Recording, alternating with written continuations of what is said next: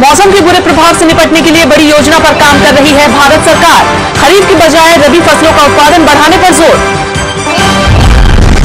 राष्ट्रीय कृषि बाजार तैयार करने की योजना पर सरकार ने दिखाई तेजी। देश की 585 थोक मंडियों को जोड़ने के लिए आईटी टेंडर। वेयरहाउस क्रांति से बदल रहा है बीकानेर में कमोडिटी मार्केट। गोदामों में नौजवानों को मिल रहा है हर तरह का रोजगार। और कच्चे तेल की कीमतों में तेजी के संकेत। महीने भर में पहली बार $50 के ऊपर पहुंचा। नमस्कार, मैं हूं चेतना त्यागी और आप देख रहे हैं मंडी.com। मंडी से लेकर आधुनिक तकनीक के बारे में किसानों को जानकारी देने वाला शो है मंडी.com। मंडी.com में हम किसानों को भाव से लेकर गोदामों की स्थिति तक के बारे में बताते हैं। कुछ खास करने वाले किसानों को हम खेती के सिकंदर कहते हैं और मंडी.com के हर एपिसोड में उन्हीं का सम्मान बढ़ाती एक कहानी होती है। कुछ ऐसी बातें जो किसान सुनते हैं, उसके बारे में ज्यादा जानना चाहते हैं, वो जानकारी हम देते हैं NCDEX पाठशाला में। यानी किसानों को जागरूक और समृद्ध बनाने की कोशिश है मंडी.com। किसानों को उनकी फसल का बेहतर भाव मिले तो किसानों की सारी मुश्किलें आसान हो जाएं। इसके लिए जरूरी है कि वो अपनी फसल बाजार में तब बेचे जब उसे बेहतर भाव मिल रहा हो। इसलिए हम सबसे पहले NCDEX के हाजिर भाव पर एक नजर डाल लेते हैं, जिससे किसानों को पता चल जाए कि कौन से उत्पाद के भाव किस तरफ जा रहे हैं।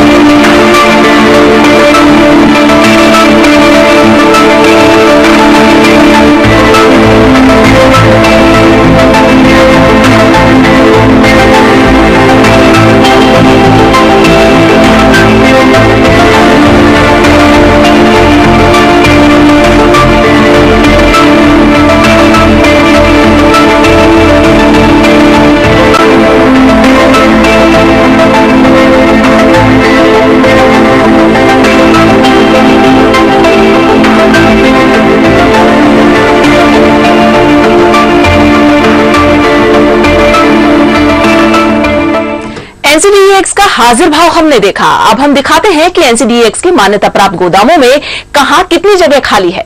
ये वो गोदाम है जहां तय गुणवत्ता वाले खेती के उत्पाद ही रखे जा सकते हैं।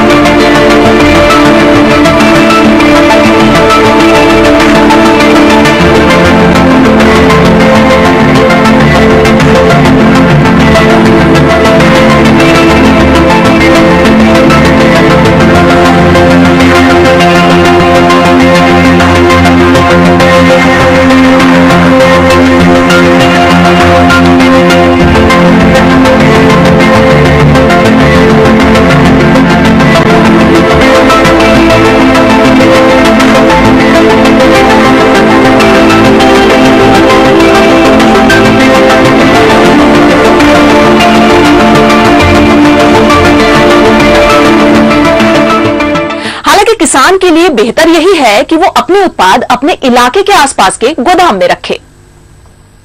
राष्ट्रीय कृषि बाजार को जल्द तैयार करने के लिए सरकार जारी करने वाली है आईटी टेंडर और लंबे समय के बाद कच्चे तेल की कीमतों में देखने को मिली है तेजी। एक नजर डाल लेते हैं इस हफ्ते की खेती किसानी की दुनिया भर की खास खबरों पर। मौसम के बदलते चक्र के दुष्प्रभाव से निपटने के लिए भारत सरकार धीरे धीरे रबी फसल की हिस्सेदारी बढ़ाने की योजना पर काम कर रही है। खरीफ की ज्यादातर फसल मानसून पर निर्भर करती है, इसलिए सरकार बारिश पर निर्भर न रहने वाली फसलों की हिस्सेदारी सालाना उत्पादन में बढ़ाने की कोशिश कर रही है। ओडिशा ने इस साल 30 लाख टन चावल की खरीद का लक्ष्य रखा है। राज्य में इस साल बारिश कम हुई है और इससे फसल भी काफी खराब हुई है।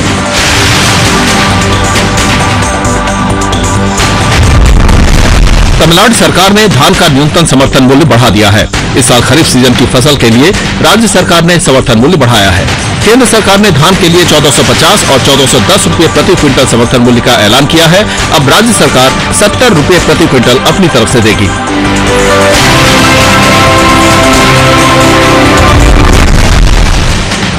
पंजाब ने धान की खरीद शुरू कर दी है। रिजर्व बैंक ऑफ इंडिया ने इसके लिए 18,972 करोड़ रुपए जारी कर दिए हैं। हरियाणा की मंडियों में इस बार जबरदस्त धान की आवक हुई है। इस सीजन में 6,22,000 टन धान मंडियों में आई है, जबकि पिछले साल इसी सीजन में 3,64,000 टन धान की फसल बाजार में आई थी।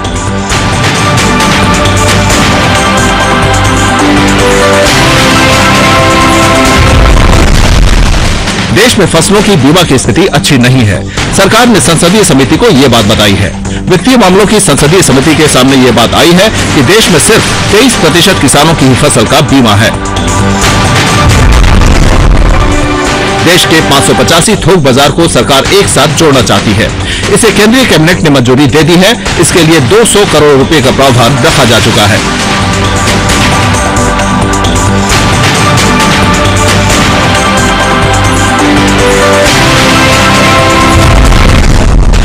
NCDEX ने कोटक महिंद्रा बैंक के साथ करार किया है। इस करार से आसान शर्तों पर कमोडिटी कर्ज मिल सकेगा। देश के सबसे बड़े कमोडिटी एक्सचेंज NCDEX ने कहा है कि मान्यता प्राप्त गोदामों में रखे कमोडिटीज पर ही ये कर्ज मिल सकेगा। इससे किसानों और कारोबारियों दोनों को फायदा होगा।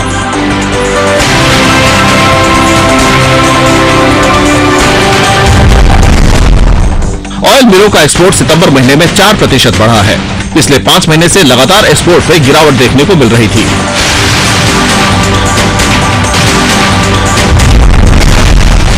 जर्मनी में भारतीय सब्जियों का बाजार फिर से खुल सकता है। भारत सरकार ने भारतीय सब्जियों का यूरोपीय बाजार बढ़ाने के लिए जर्मनी से मदद मांगी है।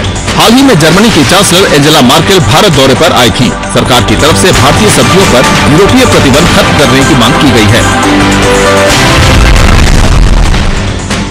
मलेशिया में पाम ऑयल का उत्पादन घटता दिख रहा है।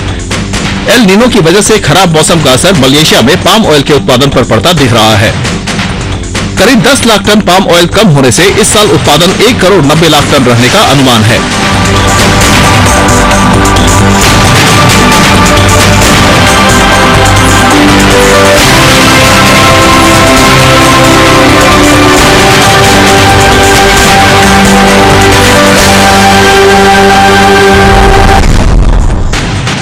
कच्चे तेल की कीमतें $50 प्रति बैरल तक पहुंच गई हैं। लंबे समय के बाद कच्चे तेल की कीमतों में तेजी के संकेत दिख रहे हैं। महीने भर में ये पहली बार है जब ब्रेंट क्रूड की कीमतें $50 के ऊपर गई हैं।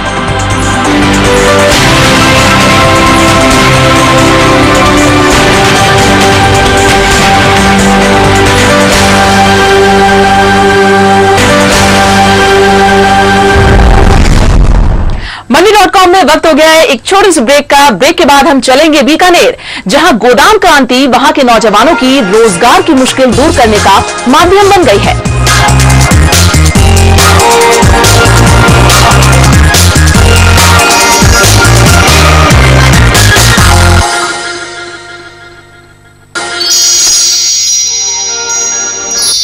ब्रेक के बाद स्वागत है आप सभी का मंडी.com में।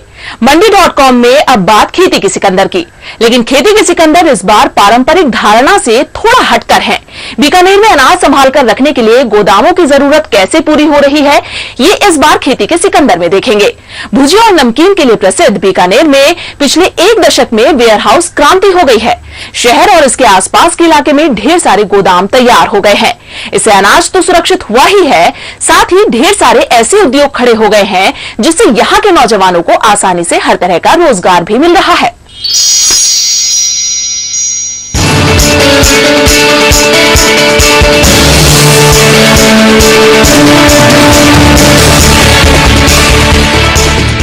बीकानेर से गंगानगर को जोड़ने वाली मेन रोड है, लेकिन यहाँ स्थानीय लोगों का कहना है कि करीब 8-10 साल पहले तक यहाँ वीरानी छाई रहती थी और इस सड़क पर कोई गतिविधि नहीं दिखती थी। 2006 में यहाँ शुरुआत हुई वेयर हाउसेस के बनने की और उसके बाद बगल में इंडस्ट्रियल एरिया आ गया और फिर सब कुछ बदल गया। यहाँ सड़कों पर पड़ गए। अभी दोनों तरफ मिलाकर देखा जाए तो करीब 5 किलोमीटर का एरिया है जहां केवल वेयर हाउसेज हैं, वो वेयर हाउसेज जिनमें करीब 50 लाख बोरियां रखी जा सकती हैं। बीकानेर में वेयर हाउस क्रांति में सबकी हिस्सेदारी है। बड़ी बड़ी कंपनियों के गोदाम यहाँ हर तरह के मानकों पर बड़े कारोबारियों की जरूरतें पूरी कर रहे हैं, तो छोटे गोदाम भी हैं। ये स्थानीय कारोबारियों के हैं। इनका भी हिस्सा अच्छा खासा है, क्योंकि किसान और छोटे कारोबारियों के अनाज रखने के लिए जगह तो इन्हीं गोदामों में मिलती है। कंपनियों के गोदाम warehouse development regulatory authority के मानकों के लिहाज से हैं और एक्सचेंज के जरिए आने वाले अनाज इन्हीं नियंत्रित गोदामों में रखे जा सकते हैं। इनकी क्षमताओं का कोई पक्का हिसाब तो फिलहाल उपलब्ध नहीं है, लेकिन इस क्षेत्र से जुड़े लोगों के मुताबिक इन वेयर हाउसेज में 50 लाख बोरियां रखने की क्षमता है और ये क्षमता और बढ़ती जा रही है।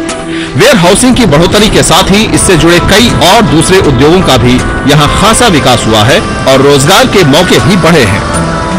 इसमें हर आदमी को काम मिला है सर। वेयर हाउस की वजह से पहले कंस्ट्रक्शन, पहले जमीन खरीदी गई किसान से, किसान को कुछ फायदा हुआ, उसके बाद कंस्ट्रक्शन हुआ तो बीकानेर के लोगों को फायदा हुआ, उसके बाद अब बीकानेर का अनाज बीकानेर में रखा जा रहा है, तो इससे भी क्या है कि आम आदमी को फायदा ही है। और रोजाना उसमें लोडिंग अनलोडिंग होती है तो हर आदमी को कुछ ना कुछ फायदा है वेयर हाउस का।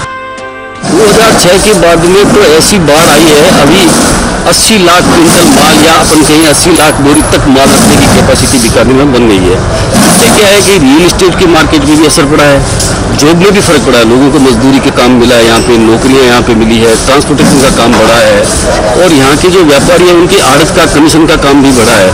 कुल मिला के देखें तो वेयर हाउसों ने खूब हलचल मचाई है और इसके पीछे मेन रीजन है वो डिलीवरी सेंटर। मैं ये भी कहूँ तो गलत नहीं होगा कि अब भी फ्यूचर मार्केट में एग्री कम्युनिटी की जो भी डिलीवरी सेंटर है उसमें सबसे बढ़िया बीकानेर ही डिलीवरी सेंटर है और यही वजह है कि आज भी बनावट के दौर में वेयर हाउस और बन रहे हैं नए। बीकानेर में गोदामों की संख्या बढ़ी तो इसका फायदा दूसरे तरीके से किसानों को ही मिला। जिन इलाकों में ये गोदाम है वहां जमीन की बहुत ज्यादा कीमत किसानों को मिल रही है। ज्यादातर गोदाम गंगानगर मुख्य सड़क पर हैं। यहाँ जमीन की कीमत 30 लाख रुपए बीघा तक पहुंच गई है। वहीं खेती की जमीन अब भी 2 से 4 लाख रुपए बीघा मिल जाएगी। कीमत पे तो बहुत ज्यादा असर पड़ा है। वेयर हाउस के लिए मान लो 20 बीघा जमीन किसी ने परचेज की तो उसके आसपास की सारी जमीनों के भाव बढ़ गए। वेयर हाउस वाला तो 20 बीघा जमीन ले ली, उसके बाद में जो जमीन है उसकी रेट मान लो पहले किसी किसान ने 7 लाख रुपए बीघा में बेचा है या 5 लाख में बेचा है तो उसके बाद में उसके पड़ोस की जमीन है उसकी रेट होगी 10 लाख रुपए बीघा होगी, क्योंकि वो किसान सोच रहा है कि मेरे पास दूसरा भी आएगा, क्योंकि एक रास्ता मिल जाता है। वेयर हाउस के लिए एक रोड मिल गया तो दूसरे किसान को भी उस जो वेयर हाउस बना रही कंपनी बना रही है उसको भी फायदा हो जाता है, क्योंकि एक रास्ता मिल गया तो वेयर हाउस तक जाने का रास्ता खुल गया तो फिर वो लोग भी दूसरी जमीन की रेट बढ़ गई, फायदा ही फायदा है, नुकसान कुछ नहीं हुआ। वेयर हाउस आने की वजह से बीकानेर में कृषि कर्ज भी बढ़ा है। किसानों को गोदाम में रखी कमोडिटीज पर बैंक आसानी से कर्ज देते हैं। कर्ज देने में जोखिम घटने की वजह से ज्यादातर बैंकों ने अपनी शाखाएं यहाँ खोली हैं। वेयर हाउसिंग डेवलप होने से जो हमारे यहाँ ट्यूबवेल डेवलप होने के बाद जो बहुत बड़ी क्रॉप ग्वार और मूंगफली हमारे एरिया में जो बढ़ी है, तो मुझे लगता है कि उसकी स्टोरेज के लिए ये वेयर हाउस होने से उस माल को रखने में, उस माल की संभाल करने में हम लोगों को बहुत हेल्प हुई। प्लस एक साथ इतनी बड़ी क्रॉप आना, जैसे आज बीकानेर मंडी 1 लाख बोरी मूंगफली की डेली अराइवल वाली और ऊपर में 6,000 से लेकर 10,000 बोरी ग्वार डेली अराइवल की मंडी है।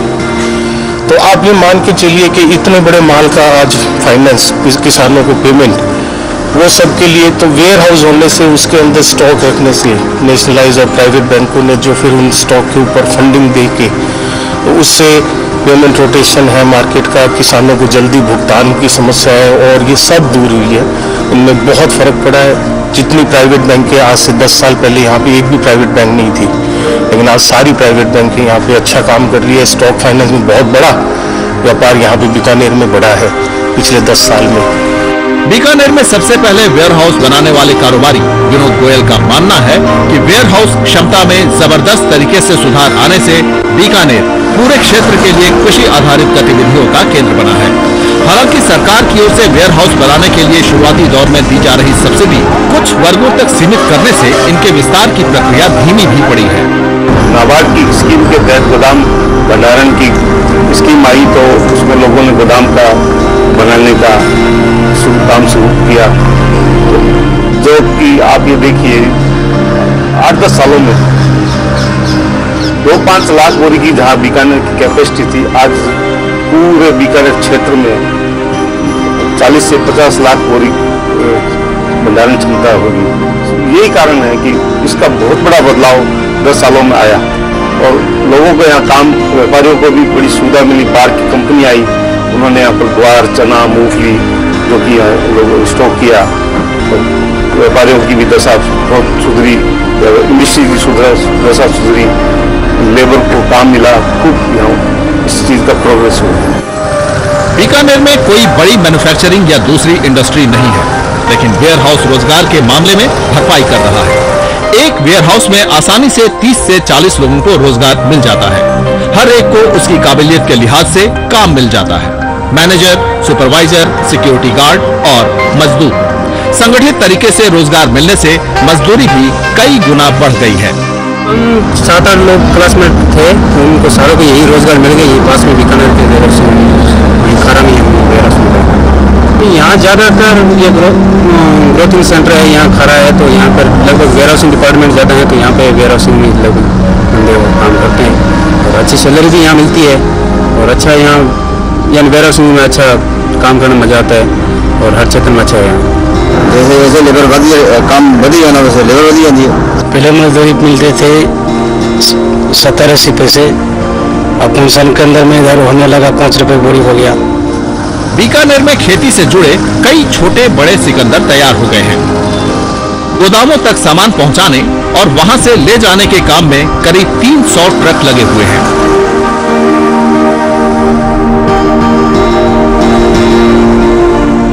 कम 250-300 लेबर काम कर रही है, कम में तो 300-400 गाड़ी काम कर रही है यहाँ पे।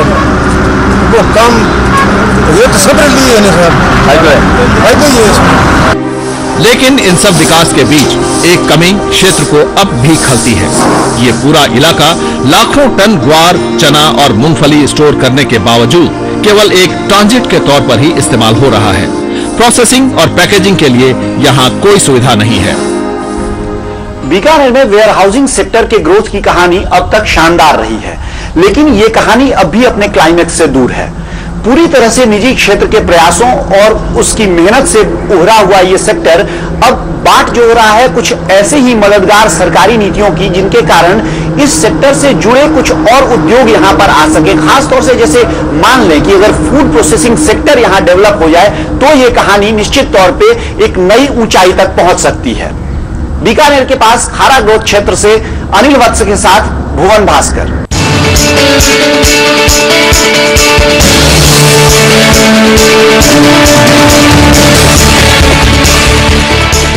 यहाँ वक्त हो गया एक और छोटे से ब्रेक का। ब्रेक के बाद NCDEX पाठशाला में आज बताएंगे गोदाम में किसानों को मिलने वाले फायदे की बात।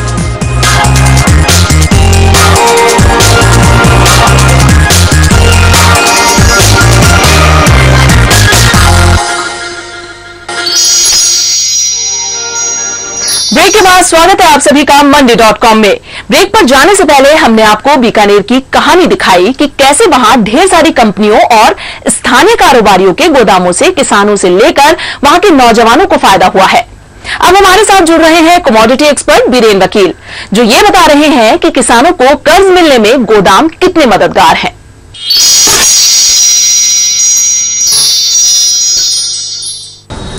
NCDEX पाठशाला में आप सभी का स्वागत है।